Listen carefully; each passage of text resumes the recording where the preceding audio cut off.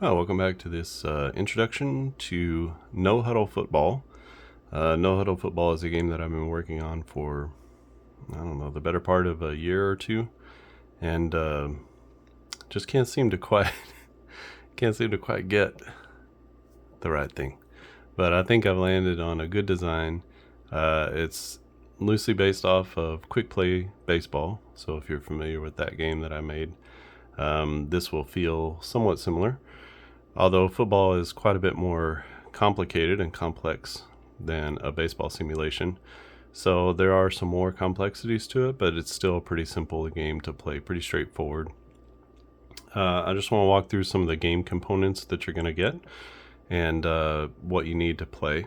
So what you're going to need is two standard card decks, playing card decks, and then the components that I'll give to you. There will be a game guide that you can download and read through the rules, how to play, strategy, things like that.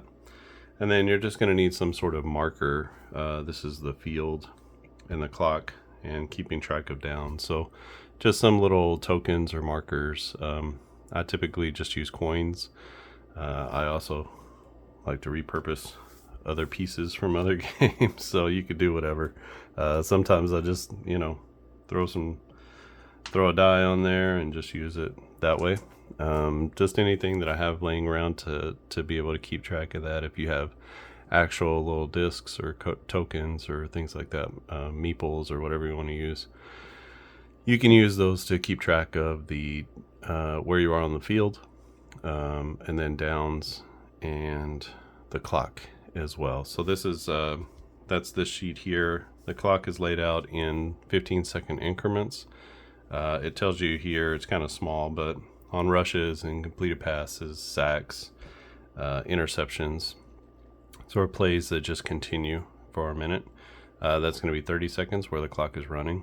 On incomplete passes, it's 15 seconds, or if it's a punt or kickoff, that type of thing, those are only 15 seconds. And then anything, these are red because anything inside of 2 minutes in the second and fourth quarters, so at the end of the first half and the second half, if the game situation warrants it, it will be only 15 seconds per play. So sort of simulating a hurry up type offense. You have a goal line here, and you're just sort of going back and forth here.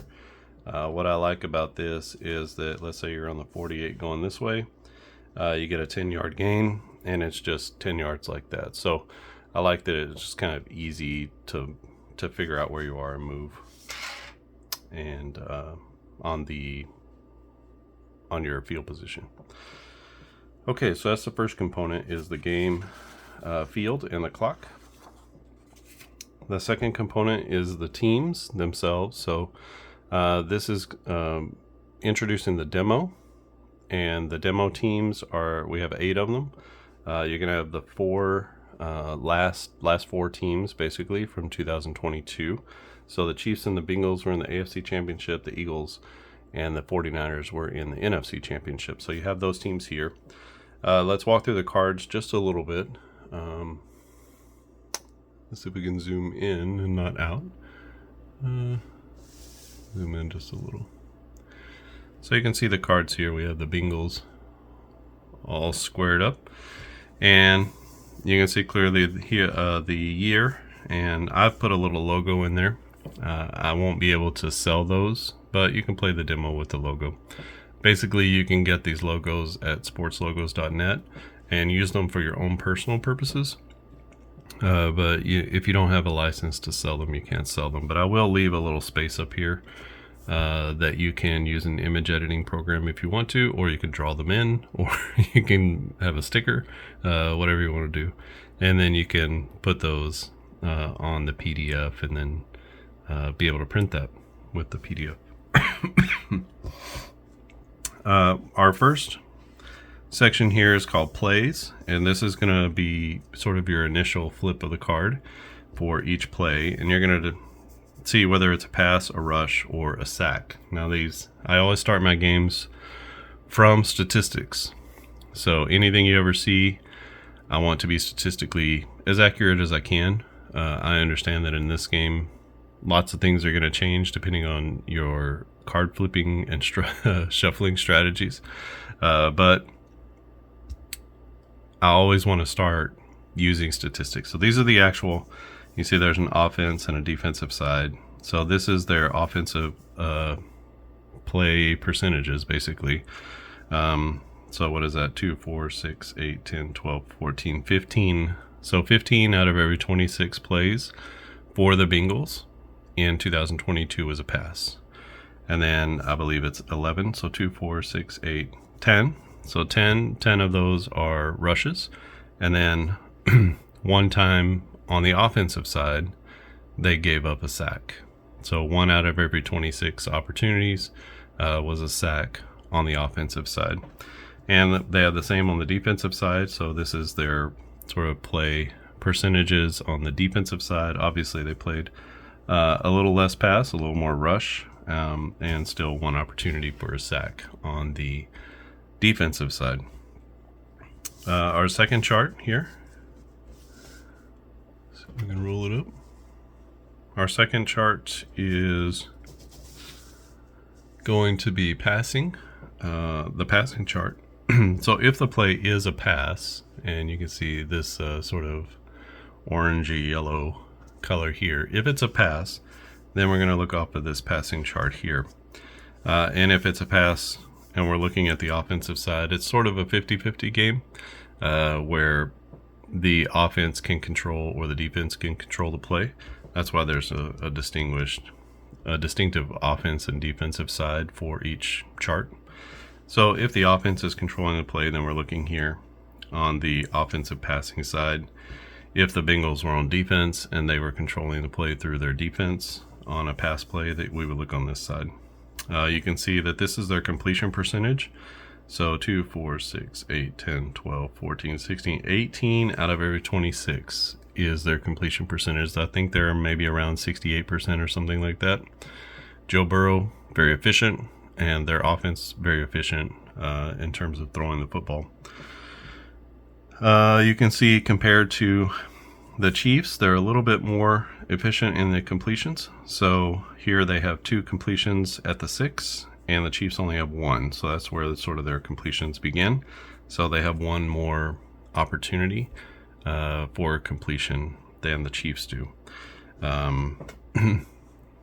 It's hard to see this side over here. Same thing. So the Chiefs and the Eagles are very similar. So they have one less completion. And then if you could see the 49ers, it's exactly like the Chiefs and the Eagles. So the Bengals are more efficient in terms of completion percentage, a more efficient team than any of these 4. Same thing on the defense. So a green play is a completion. If there's a number inside of it, then that is how many yards you get on the completion. If it's INC, that's an incomplete. And then if it's INT, that's an automatic interception. And a big play, there's a separate big play chart for the big plays in the game. Same thing with down here on an offensive play. So there's an offensive and defensive side for passing and for rushing big plays. And what big plays do is they sort of pick up where you leave off here. So those can be 30, 40, 50, 70, 80, 90 automatic touchdowns. So it's just a chance for an explosive play, anything over 25 yards. And that's how those sort of come into the game. There aren't very many of them during the game. You might hit on that, 3 to 5 times. But just like in regular football, they can make all the difference in the game, really. And then the last chart here is the rushing chart. And so if the play is a rushing play, then you're going to use the rushing chart. You can see green are positive yards, white is no yards gained, and then red is a negative play, which comes up on defense. You can have negative plays. You can see based off of the type of defense, you can see this defense here is a little better than this defense in terms of the run game. And get the 49ers on here, they're excellent. So they have a great run defense, and it shows here, even even if you just compare them to the Eagles.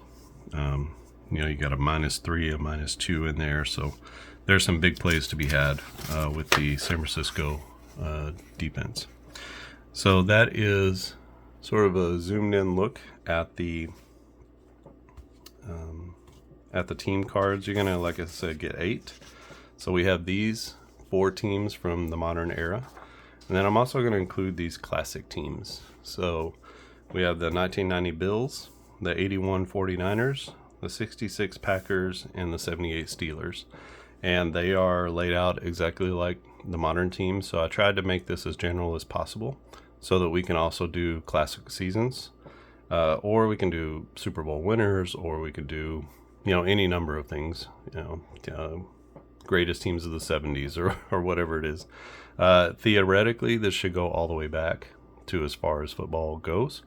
And then, we'll just have to see what those cards would look like if you go all the way back into the 40s or 50s. But we do have these classic teams. I'll probably be focusing on 65 to now, sort of the modern NFL era. And if we get back into older seasons, then we get back into them. But probably the focus now would be on getting out every new season and then backfilling with some classic seasons with classic teams. So same layout here, but you can see that quite a bit more. So on our modern teams, you can see the passes. The passes on offense sort of start at the 7. Here on these classic teams, they start at 9 or 10, 8.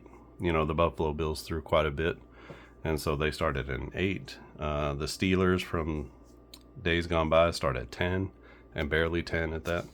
So quite a bit more running of the football in these older teams, and it's just going to look and feel a little bit different than playing with the modern teams. But same sort of percentages apply for completion percentage on offense and defense. I find that passing defense was a lot better back in the 60s, 70s, 80s.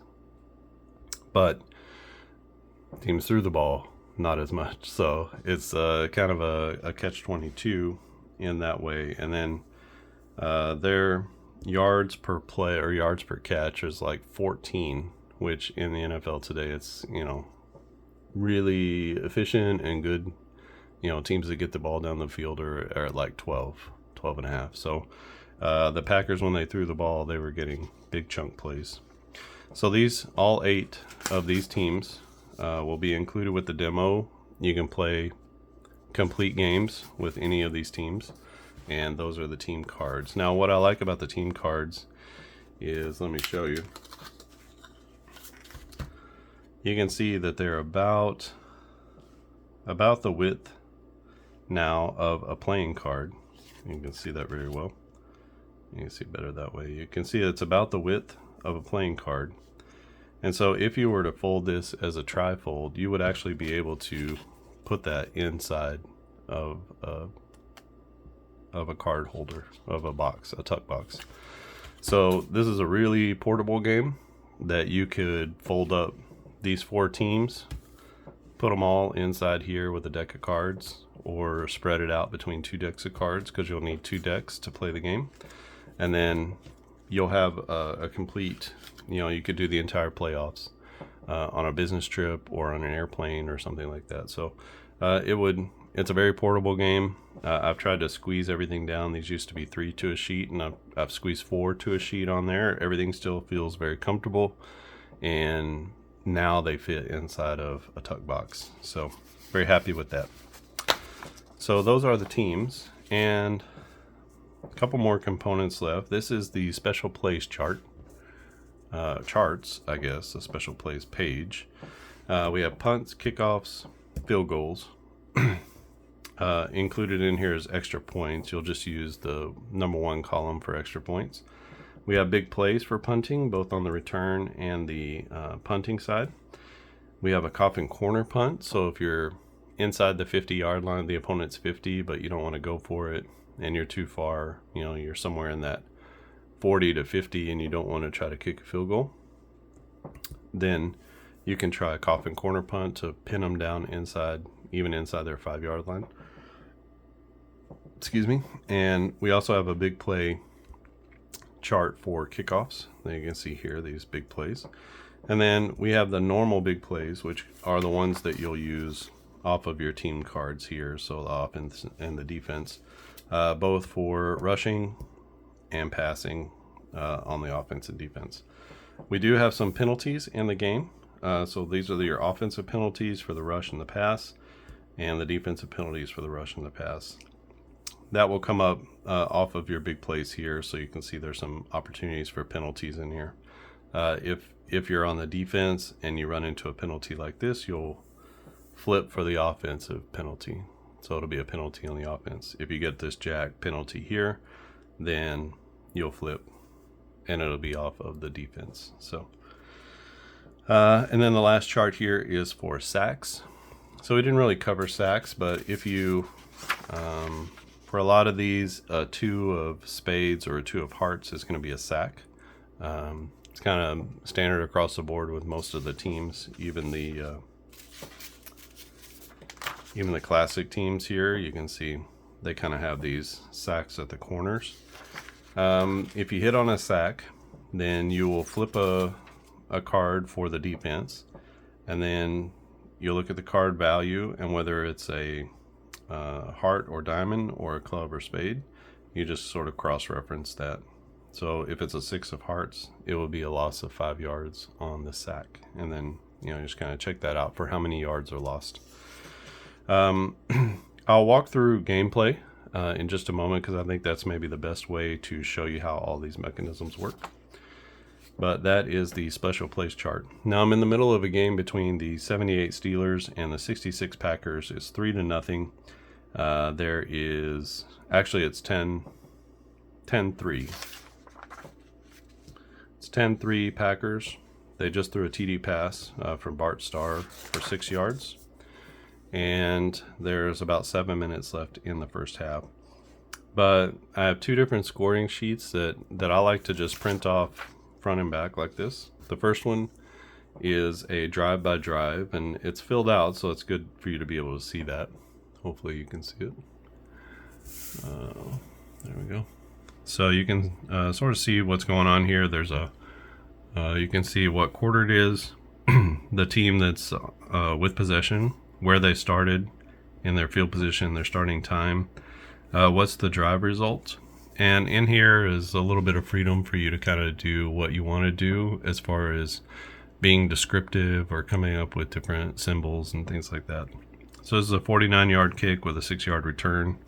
So that's just how I'm showing that. This is the drive time of possession. So not necessarily the ending time, although you could do that if you wanted to, but I like to figure out the actual time of possession for each drive. So a couple of long ones in here, you can see 4:15, that was the TD drive. 6 minutes, that was ended in a punt, but went from the 25, and they wound up on the other side of the territory, but they actually kicked it backwards, which was weird. But you can see, and I like this, that you can keep a running score. Sometimes whenever you have a score sheet like this, you have a score sheet like this, and it's got sort of your quarter by quarter score, but it doesn't keep a running score for you, so you got to kind of keep that in your head. But if there's a lot of scoring or something is happening and there's a lot of things going on, it's nice to be able to just keep a running score after each drive. That way you can go back and look. You can check out, how to go ahead and fill out your sort of totals up here. For each team, we have Pittsburgh here, and we have Green Bay here. For each team, we have passing, and so you can see it's good for up to 60 attempts, and that's definitely going to cover these two teams just fine. They're almost at halftime. Each one has less than 15 pass attempts, less than 10 for Green Bay, which is about what you would expect for a team that ran the ball that much. So you can see that the charts really do work themselves out to give you the look and feel and flavor of the team. I think I played the 49ers and Bills, and the Bills had 30-ish attempts. Joe Montana, he had about 40, 42 attempts, something like that. But he was also passing the ball a lot, they were behind, so they were trying to catch up. So he had to throw the ball quite a bit. So we have our passing attempts here. You can see that when it's an incompletion, I just put an X. And when it's a completion, I just write in how many yards. So on his 11th pass attempt, that was an 11-yard gain. You could mark when it's a first down, and do first down passing kind of things. We also have rushing, up to 30 rushes. I don't know if that's going to hold for these two teams, but maybe. But basically, you're just putting in how many yards gained on each rush. So for Pittsburgh, they've had 11 rushes, 14 for Green Bay. The very first carry of the game was a fumble for Pittsburgh, and that led to a Green Bay field goal. Led to a Green Bay field goal. You can keep track of the sacks over here. You can see there have been 2 sacks from the Pittsburgh defense. Both have been just for a -1. There was 1 sack for the Green Bay defense of -2. You can keep track of interceptions, and then you can see there's been 1 penalty in the game. That was Pittsburgh for -5 yards. And also you have your kicking tracking, I guess is what you would say down here.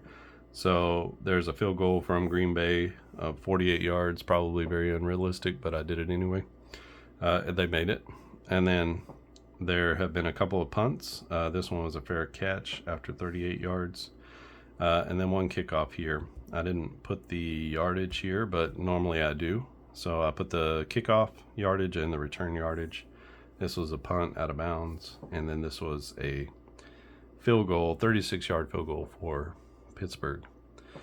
So you can keep track of quite a few of the major statistics here, both from kicking and from the offense. There's also a way to keep track of sort of top-level defensive statistics as well.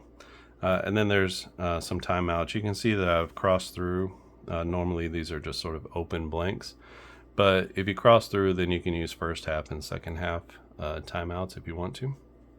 A timeout just keeps the clock excuse me, it keeps the clock from going 30 seconds. It keeps it to 15 seconds even if the play warrants 30 seconds. So if you're trying to get the ball back because you're trying to catch up, you can call a timeout and hopefully you can get the ball back on defense, and then you've saved yourself 30 seconds or something like that. So here is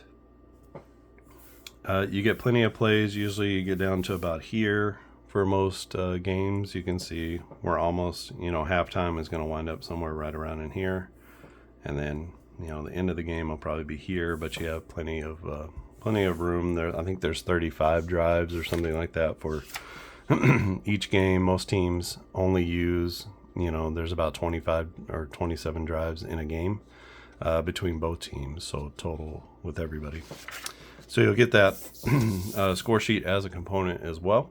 And so you get the score sheet, you get the team cards here. You'll have 8 teams, and then you'll have the special plays chart. And then if you want to go ahead and use this clock and field, you can. If you have your own clock and field that you want to use, 30 seconds, 15 seconds is pretty standard for a lot of football games. So if you have a clock somewhere else and you want to use that, it's fine to use. And again, all you need is the 2 standard decks of cards. So let me pause this real quick and get it set up, and then I'll walk through each of the different scenarios. All right, so we're all set up. We have our 2 decks of cards. For me, it's really easy. I have 2 decks of cards that are different colors, so that's very helpful. But you just designate one as the offense and one as the defense. I always go with the red for offense, blue for defense. And if you're playing head to head with someone, then you would each have a deck. It doesn't matter what your deck color is or anything like that. And if you had 2 different decks, maybe you want to use offense for the one close to you, defense for the one away from you. You will use the offensive deck more often than the defensive deck, just because a lot of the plays start off of the offense. We have our we'll use these two teams here, so the Eagles and 49ers. And we'll say that the Eagles have the ball first. So we'll just mark that the Eagles have the ball, just so we remember. So the way that you start any play is we're going to look at the play chart here for whichever team. So we have to decide which one. So we're going to go ahead and flip the first card, and it is a red ace, an ace of hearts. So red always goes to the offense, black always goes to the defense. Tried to denote that here with the red and the black. So if you forget, we have the colors here. So we have an ace of hearts. If we just cross-reference that here, then that's going to be, that's going to be a pass play to the offense. So now the offense controls the play, and we're going to flip from the offensive side again. So now we have a black 5, and we're going to go down to the pass. Since it's a pass, we're going to go down to the passing grid. We have a 5, and we're on the offense because we started the play on the offense. We're looking at the offensive side of this passing grid for the team that's on offense, which is the Eagles. So a 5 of clubs. We have a red 5 here, and we have a black 5 here. So either one, clubs or spades, is going to be an incomplete pass. So that is going to lead us to 2nd down and 10. So incomplete pass, that's the first play. So pretty quick to get through that. So 2nd down and 10. Now we have a queen of diamonds, which is going to be a pass to the Eagles. So because it's the offense, we draw off the offensive deck. We have a 5 of hearts, and so basically the same outcome, right? Another incomplete pass. So 0 for 2 on passing now, and it is 3rd down and 10. I will just flip a card, and I'll show you later how to deal with. You can actually choose your own play. So 3rd and 10, you're probably going to throw the ball. You're probably not going to run the ball, and you'll be able to choose your own play. But let's just walk through just the scenario of letting the plays happen. So a 10, a black 10 is going to go to the 49ers defense. So we're looking here on their defensive side because it's a 10 of clubs, right? A 10 of clubs is going to be a pass. Now, instead of flipping off the offensive deck, we're going to flip off of the defensive side. So because the defense is controlling, we're looking at their passing. And they have a defensive side here that we're going to check out. So a queen of a red queen, so either a diamond or a heart, which we have a diamond here. A red queen is going to be a gain of 13 yards. So on 3rd down and 13, the Eagles pick up the 1st down, +3. So 13-yard gain, 1st and 10 to the Eagles. Now again, because the Eagles are on offense, we flip the offensive deck first. This is a 5. Because it's a black, we're looking over here. So a 5 of spades is going to be a rushing play. Again, because we're looking on the defense, we flip off the defensive deck. We go down to our rushing. And on the rushing side, there's also a defensive side. So we cross-reference 4 of clubs, which is here. Either a club or a spade. And then the gain is 0. So it's a rushing play, no yards gained. Stuffed at the line of scrimmage, and it's 2nd down and 10. So 2nd and 10 for the Eagles. This time it's red, so we're looking on the offensive side.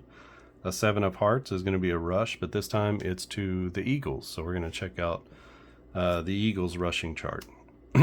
Jack of hearts is going to be here. So we cross-reference Jack of hearts on the Eagles rushing side on the offense because they're on the offense. And that's going to be a 5-yard gain. So that brings up 3rd down and 5. We're sort of in between territory. You could run the ball or throw the ball. So we're going to let it just decide. This is going to be a rush. So again, red goes to the offensive team. And so a 6 of diamonds is going to be a running play. Again, because it's off of the offensive side, we pull off of the offensive deck. And we have a running play. It's a 4 of clubs. So you cross-reference that 4 of clubs, and that's going to be a gain of 3 on the play. So that's going to bring up 4th down and 1. And this time I'm going to show you how to call a play. So we're going to go ahead and run the ball. So this chart really doesn't come into play necessarily. We've already decided one part of this, but now we just need to say who's controlling the yardage. So we've already chosen a running play, and then if this is a red card, a red suit, then the offense will go off the offensive grid. If it's a black suit, we'll go off the defensive grid for the next card. Okay, so it's black. We disregard the value because we've already chosen a running play.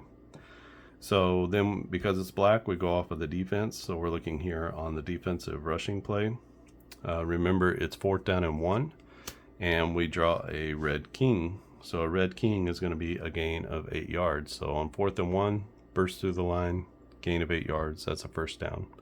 So that's the basic back and forth of plays. If you were to hit on a sack, then you would flip off of the defensive deck, and then you would have a 9. And that's where we go to our sack chart. We have a 9 of hearts.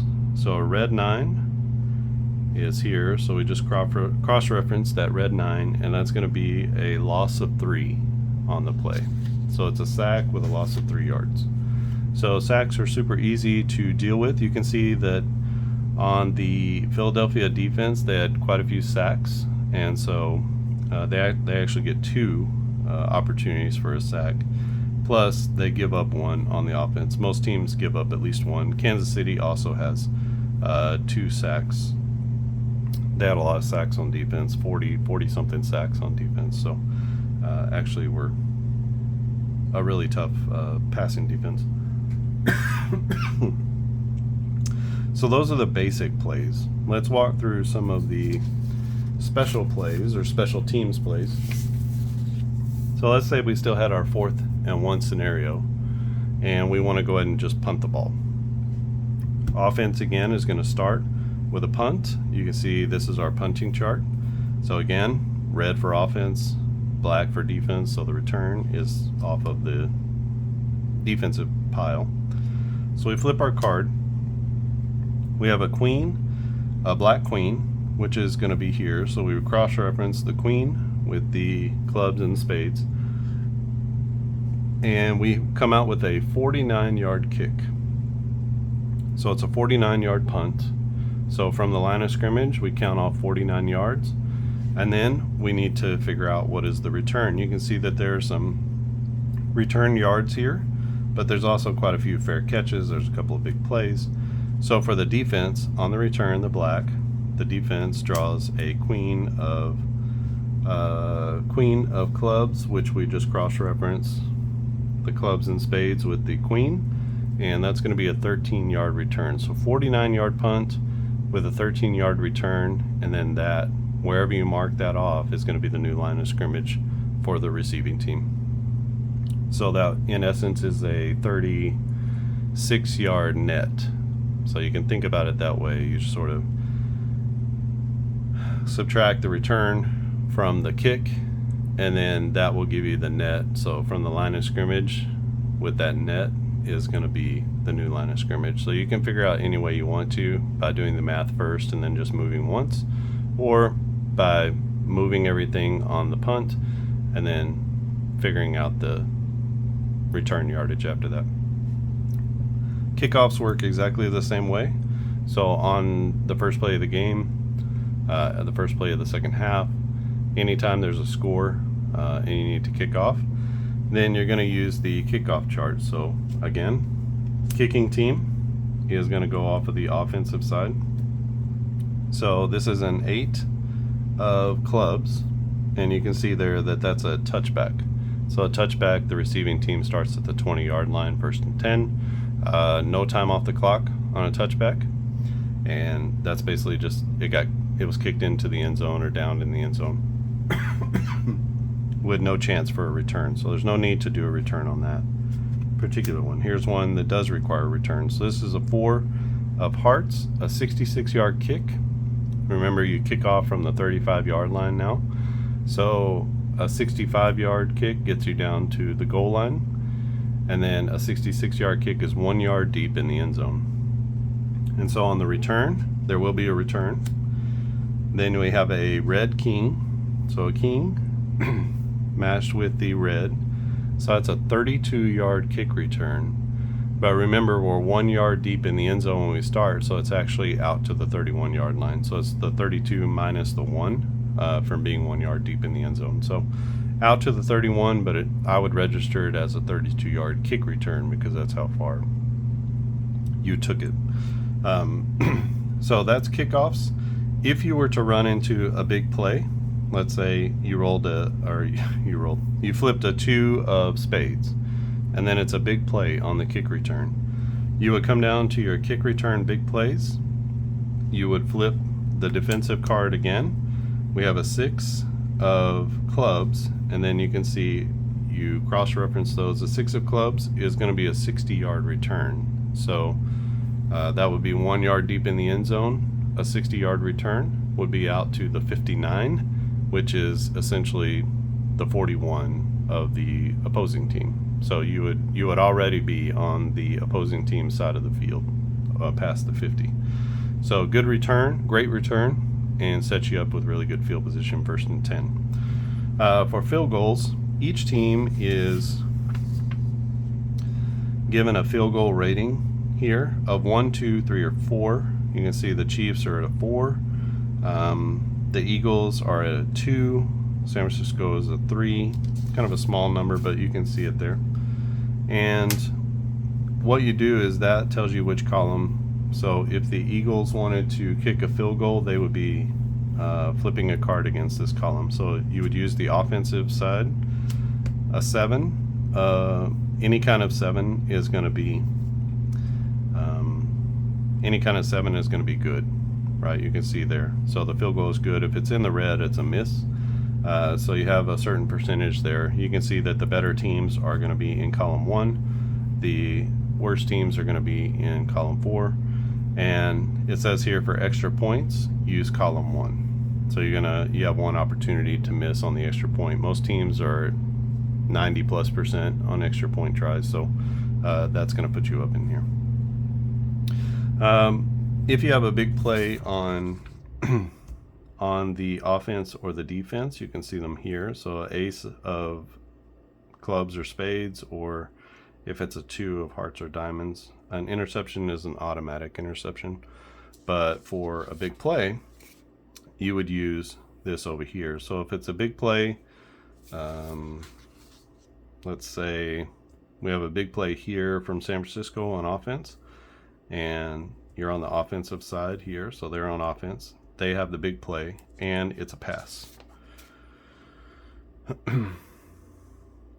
Then you're going to, which I don't have them listed here, but when you print out yours, it will have a big play here as well for each team on the running play. But we're looking at a pass play and a big play on offense in the passing column.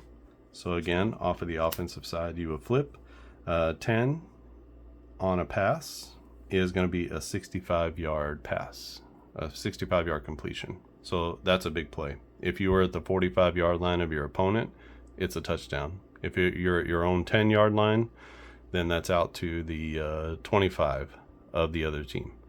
So you're just you're sort of figuring out where it is from the line of scrimmage, and you can figure that out on your whatever you use to keep track of the yards and where everybody is on the field. So that's how you use the big plays. We have lots of things here. Tackles for loss. If you were to hit a penalty, let's say you were looking here, and instead of a 10, we rolled a jack, or we flipped a jack. Then you would have a penalty. And because you're on offense and it's an offensive pass play, we want to find out it's a penalty on the defense. So then we come down to our defensive penalties. I like to flip just the defensive card. And so you have a 9. A 9 on a pass play for the defense would be offside. So that's going to be +5 yards. Repeat the down. Okay. So penalties are pretty easy. There's unnecessary roughness, roughing the passer. Some of these are sort of pass specific. Some of these are a little bit more like a horse collar. Typically you're going to find that on a running play. It can happen on a pass, but a lot of times on a run play, it's kind of specific. We have things like targeting on pass plays and Um, illegal contact, which is like on a defender downfield, you have illegal contact, so that would be 5 yards plus a first down. So when it tries to spell out everything as much as possible. We have holding and illegal substitutions. There's some unsportsmanlike conduct in there. So a little smattering of everything as far as most common penalties. But I tried to also make them passing specific as much as possible. So that's how you would run a penalty. If you see something here like a fumble and LOS -5, so that's a fumble. And to figure out where the new line of scrimmage is, you would, this is a fumble lost, by the way. And then the line of scrimmage, LOS, line of scrimmage, anytime you see that, and you see that several places here, LOS. And on any blocked kick, you're going to see a line of scrimmage plus or minus something. So a line of scrimmage -5. So if you're at the if you're at your own 30-yard line and you're moving this way and you fumble, then the new line of scrimmage is at the 30 -5. So it's behind the line of scrimmage. So -5. So 30 -5 is 25. And so the new line of scrimmage, so you can essentially envision it as the fumble was picked up and was advanced 5 yards past the line of scrimmage in the defense's, where the direction the defense is going, not the direction the offense is going. So line of scrimmage -5 from the 30 would be at the 25. So that's the new line of scrimmage. The defensive team's offense takes over and the other team's territory at the 25. Same thing for interceptions. So where does it happen? This interception happens and the new line of scrimmage is the line of scrimmage. So again, our example of 30-yard line, LOS +8. So it would be the 38-yard line is the new line of scrimmage. So you move in the direction the offense is going if it's a plus. You move in the direction the defense is going if it's a minus.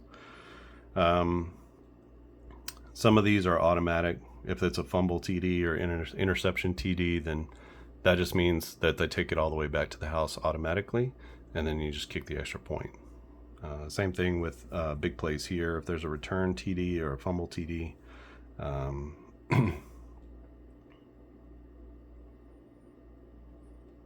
and for these fumble plays, it says fumble 25-yard line. So on a return, there's a fumble, and then the kicking team receives the fumble, gets the fumble from the return team. And then that's their new line of scrimmage, their starting line of scrimmage is going to be the 25-yard line. So that's going to be sort of how that plays out.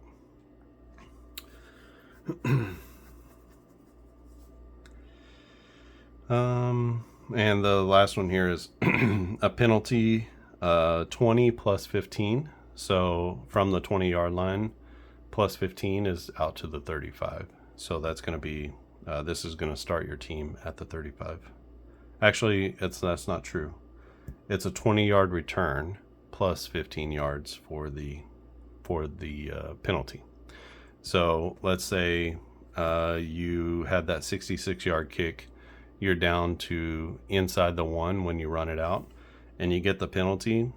It's a 20-yard return plus 15 yards. So 20-yard return puts you out to the 19.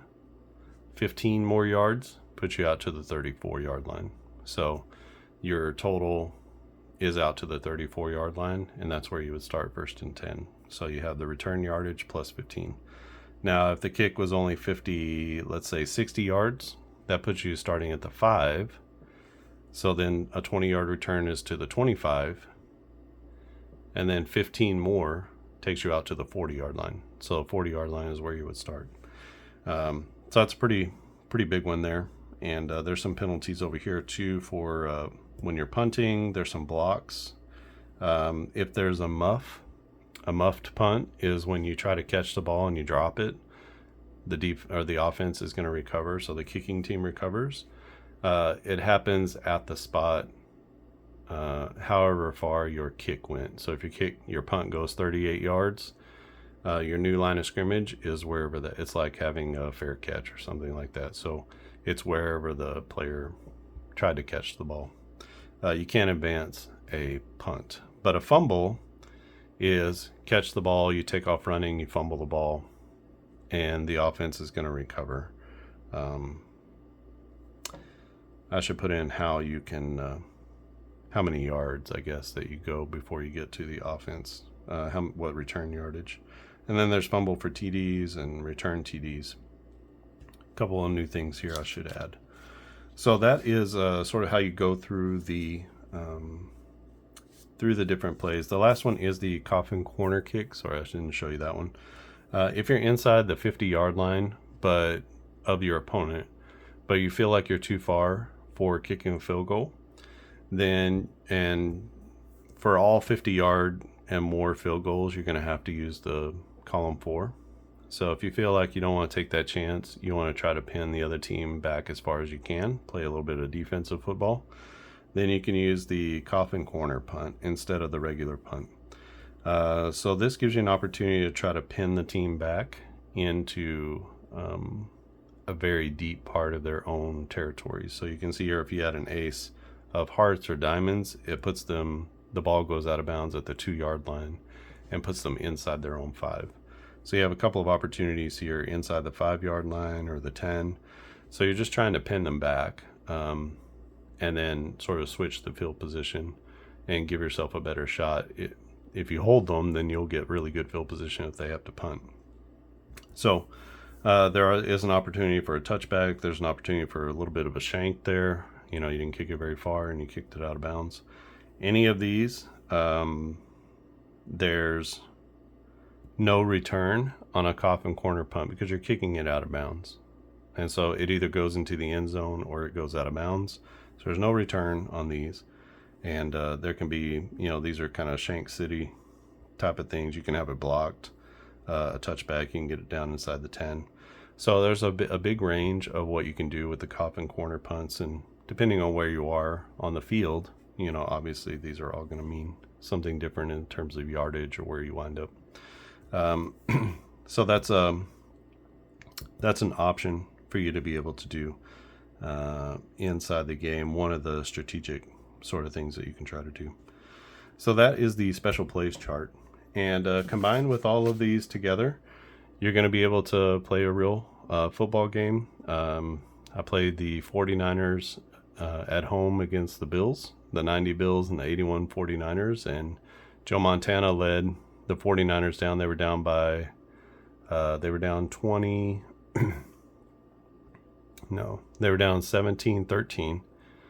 Montana drives them down the field, 99 yards, takes 7 minutes off the clock. He left 1 minute on the clock for the Bills after that drive. Looked like game over. And Joe Montana is the hero again, the GOAT. And the Bills received the ball in the kickoff. They hit on a big play here. So an ace. It was like an ace of spades. Then we went to the big play chart. And they hit on one of these TDs down here. And so 82-yard bomb with 30 seconds left in the game. There were only 2 plays left for San Francisco when it was all said and done. And they won 24-20. So 14 points just in the last minute of the game. And sometimes that happens, right? Sometimes you get like crazy things that happen at the end of a game. And that was no different. So really fun. You could feel the energy. You could feel the excitement at the end of the game, especially as Montana was pushing the team down the field. You know, is he going to get it? He had a 4th and 10, and from like the Bills 38, and they just had to go for it because they needed a score. And so they go for 4th and 10. They get a 20-yard gain on 4th and 10, and then punch it in a couple plays later. And it's just like you can kind of feel the drama and the excitement of the game. And even though it's sort of a simplistic view and look, kind of a high level view of each play, it is play by play, and you will be able to get quite a few statistics out of this as far as passing stats. You can do averages, you can do totals, you can do percentages for passing and for rushing.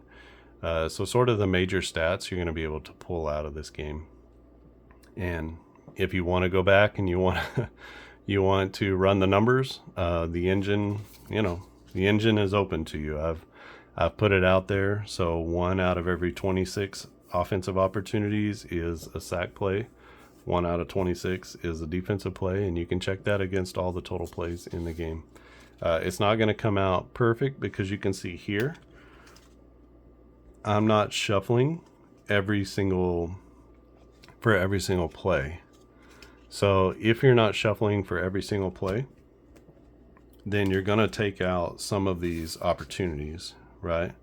Like this big play here. You might draw an ace of clubs and an ace of spades for the first, for the play calling. And if you do that, it just means a pass. But once you play it, there's no more opportunity for this big play. So that's going to lessen your opportunity for the big quick strike offense. Same thing. It's going to lessen your opportunity for the big quick strike defense or a fumble opportunity, that sort of thing. So every time you draw a card, it changes the percentages in the deck. Now, the one way to get around this is if you had an application or you had some sort of online website where every time you draw, it's a completely random 1 out of 52 chance.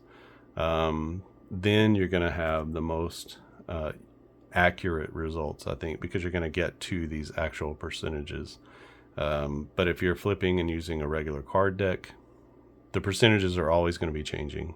And there's no real way to control that or to say, oh, that's totally inaccurate. But if you're using these cards, it's always going to have some sort of inaccuracy to them.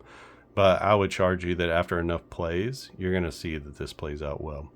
And if you are using some sort of electronic card flipper that gives you a totally fresh and random card flip every time, then that's when you're going to see the most accurate results that you can have, because you're playing out these percentages on every single play.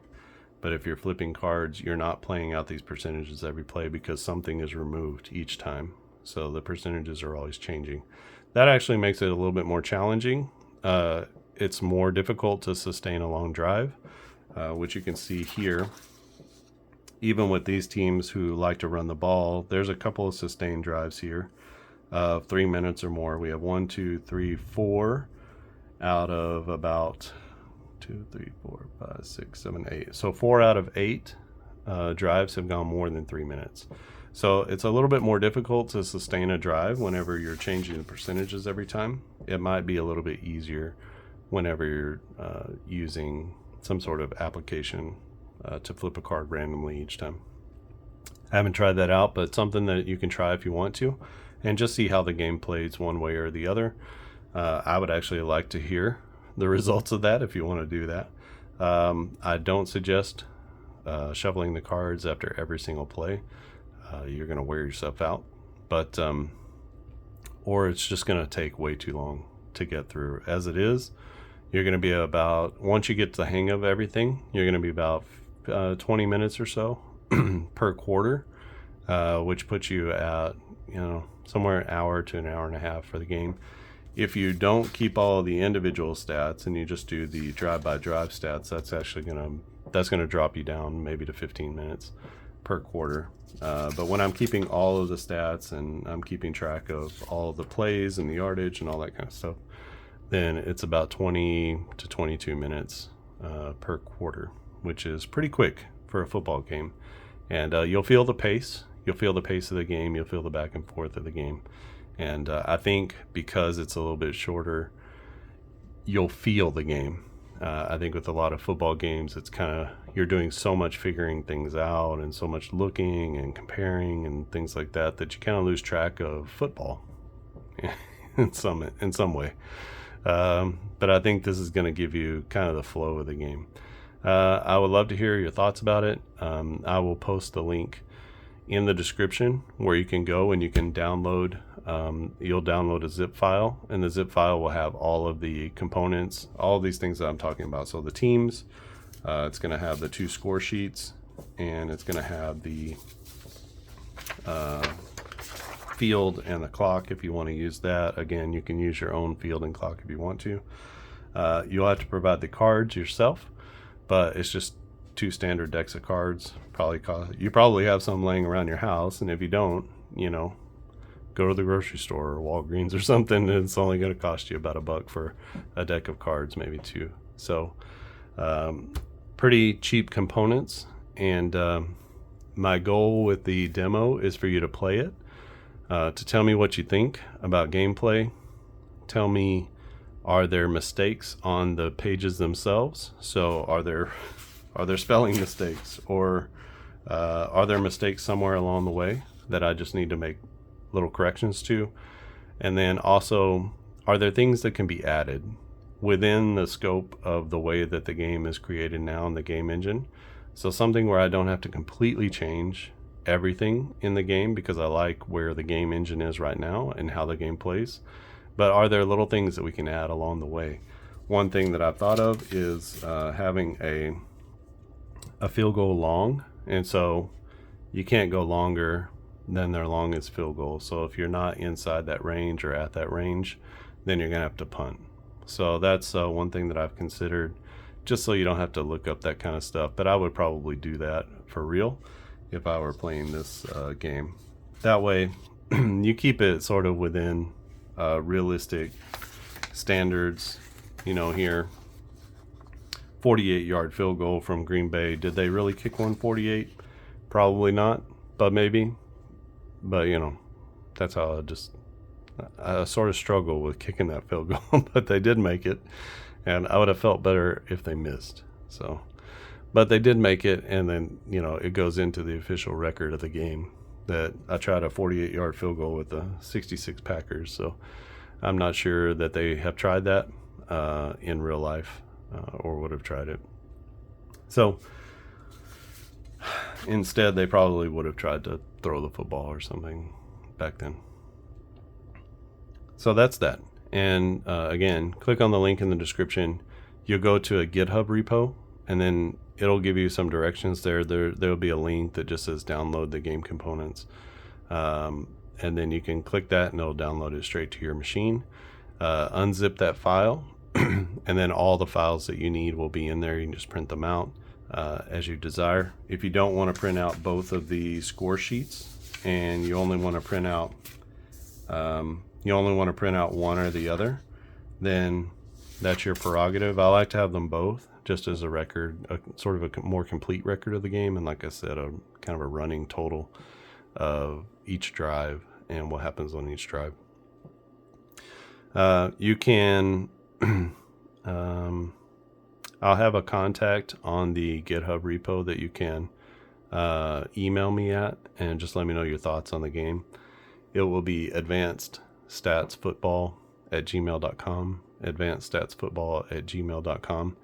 And then you can just send me a note to follow up and tell me anything that could be better, anything that doesn't work. If there's a mechanic in there that just doesn't fit or feel right, then feel free to tell me that, because I can go back and I can look at it and either smooth it out or change it or pull it out altogether. So I want to make sure that you, the gamer, have a smooth experience, and that it's not some sort of confusing mess of a game or anything like that. So if you think that the charts can be laid out better, that something is confusing at some point, I will take those into consideration as well.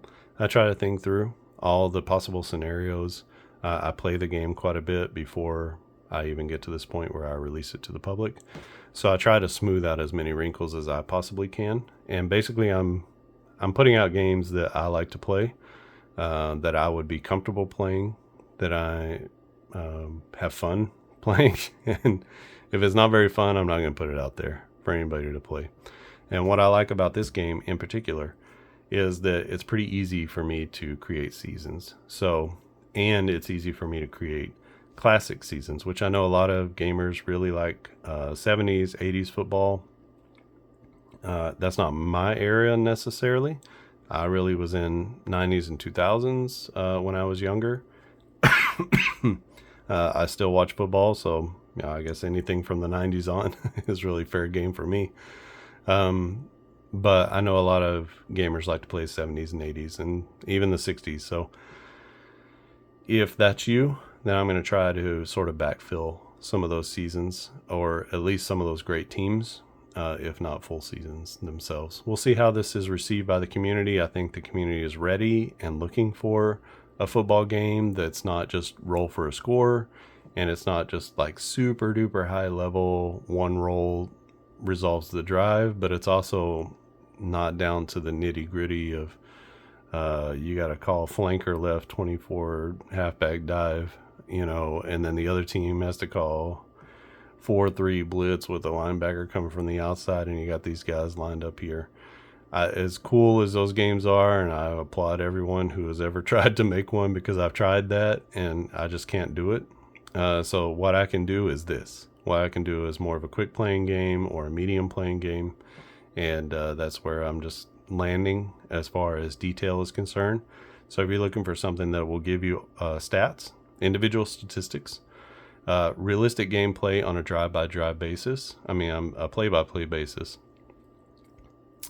but cuts enough of those like super detailed parts out that just speeds up the game to a reasonable pace. 3 hours for a football game, most of us just don't have that kind of time, especially if you're in the middle part of your life. Do you have an hour and a half for a football game? Maybe, or breaking that up into two 45-minute chunks for two halves might be more realistic for most people. So that's sort of where I live and where I am with some of these games, and I feel like it's detailed enough. And there's a moment at which you cross a line where it becomes too detailed, and it begins to make those choices. You have to begin to slow the game down. So that's not I kind of like to get up to that line, and if I cross over it and I feel like, man, I'm just getting bogged down here in all the details, and I'm missing the game, I'm missing football, then that's where I start to pull back and I say, okay, what's causing the slowdown? Get rid of that and get up to that line where I still keep the feel of the game, but there's still some detail as well. So that's where this game sort of shakes out, and I've been working on No Huddle for a long time. Thank you for everybody who has participated in other demos that I've released, but this one feels like something that is possible to recreate an entire season, sell seasons, be able to get more seasons out to you. The others have just been so time and labor intensive that I just look at them and I know I need to create teams for them, but I just don't want to because of the time and the labor involved in all of that. And this one is a little bit easier for me to create those teams, and it works with historic teams. So it meets a lot of the benchmarks that I really wanted for this game. So hopefully you find it to be a good game as well. If you don't like it, let me know what you don't like. Don't just say, it's crap, whatever. Let me know. Is there a way that we can make this better? Is there a way that we can make this into and shape it into a game? Or can we spin off a more advanced version of the game or something like that, where we have kind of a basic and then we have a little bit more advanced if you want to add in some different things. I've already thought about individual players, putting team rosters together that way.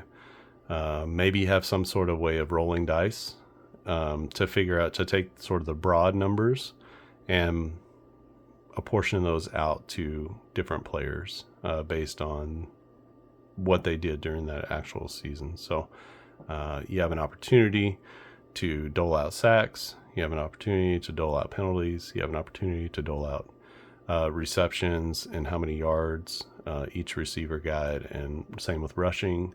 So hopefully that will come through as well by the time the game gets released. That way those will be a part of the game, and each team will just have their own sort of rosters with a roll number that you can roll a couple of D10s or something like that and be able to get to assign out how many yards go to each player, that type of thing. So I have to figure that out.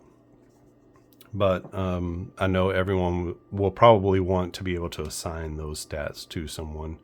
And if you don't want that, then it'll go faster. If you want it, it'll be there for you to kind of assign the stats post game. That way, individual receivers and especially running backs are going to get their own statistics as opposed to just as a group of players. Okay, I think that's it for here. Click the link in the description, download the components, play the game. Just knock out 2 or 3 games and let me know what you think about it. Advanced Stats Football at gmail.com. Advanced Stats Football at gmail.com. And let me know what you think about this game. The game is No Huddle Football. Thanks for sitting through this. I think that's it from here. Thanks for watching, and I'll see you again next time.